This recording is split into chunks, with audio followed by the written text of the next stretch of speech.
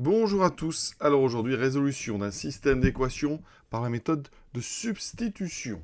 Voilà, alors notre système, il est ici, donc 2x plus y égale 9, 3x moins 4y égale 2. Alors, pour savoir si un système déjà a un couple solution, eh bien on calcule son déterminant. Alors son déterminant, eh bien, pour pouvoir le calculer, il faut bien réussir à trouver les coefficients donc de x dans les deux équations. Donc ici, ça sera 2 et 3, et les coefficients de y, donc ça sera plus 1 et moins 4. Et donc, on note déterminant, donc DET, tête de S. Ça sera donc, ici, le produit en croix, 2 fois moins 4. On fait le premier coefficient fois le quatrième, moins l'autre produit, 3 fois 1. Ici, ça nous donne moins 8, moins 3, ce qui fait moins 11. Moins 11, c'est un nombre qui est différent de 0, donc, eh bien, on sait que le système S a un unique couple solution, ou à une solution, donc à un unique couple solution. Voilà. Donc maintenant, on va attaquer ce système. Alors la méthode de substitution. Donc on a 2x plus y égale 9, 3x moins 4y égale 2.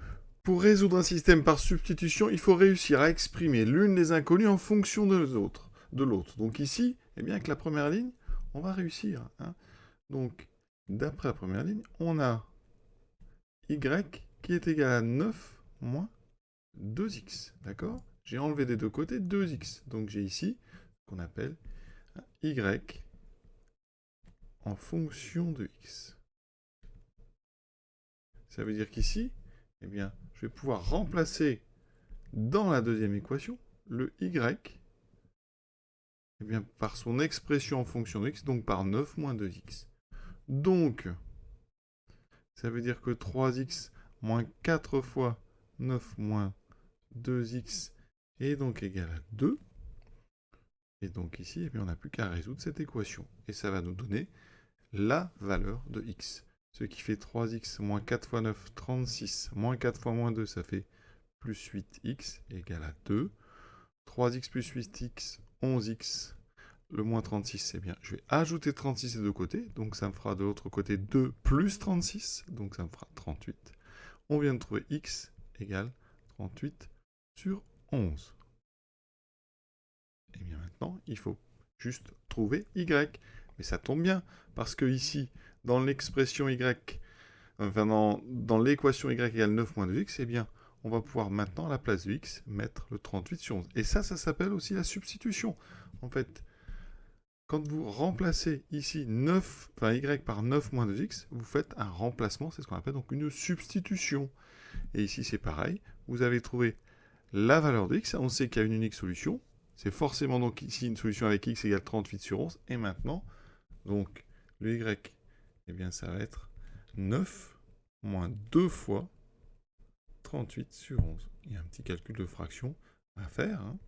Donc ici, on va avoir ici tout sur 11, donc je vais mettre ce 9 sur 11, je multiplie donc en haut et en bas, 9 fois 11, ça fait 99 sur 11, moins, alors 2 fois 38 sur 11, eh bien, le 2 va uniquement multiplier le 38, 2 fois 38, ça fait 76, donc on a y qui vaut 89 sur 11 moins 76 sur 11, donc y, 89 moins 76, ça fait 23 sur 11. On vient donc de trouver la valeur de x et la valeur de y, et on a donc trouvé notre couple solution. Ensuite, vous pensez bien à faire une conclusion, donc le couple solution,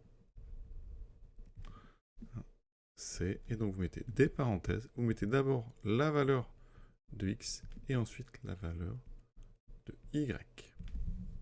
Alors, graphiquement, regardez ce que ça donne. Donc je vais écrire mes deux équations, 2x plus y égale 9. Vous tombez sur une droite, puisque vous savez que cette équation, c'est une équation cartésienne de droite.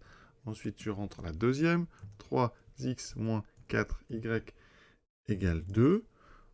Voilà, vous avez une deuxième droite. Ces deux droites ont une unique intersection, c'est normal, puisqu'on a vu que leur déterminant, le déterminant du système, était donc non nul. Ici, ben le couple solution, ce sera donc les coordonnées de ce point d'intersection que je vais chercher. Voilà.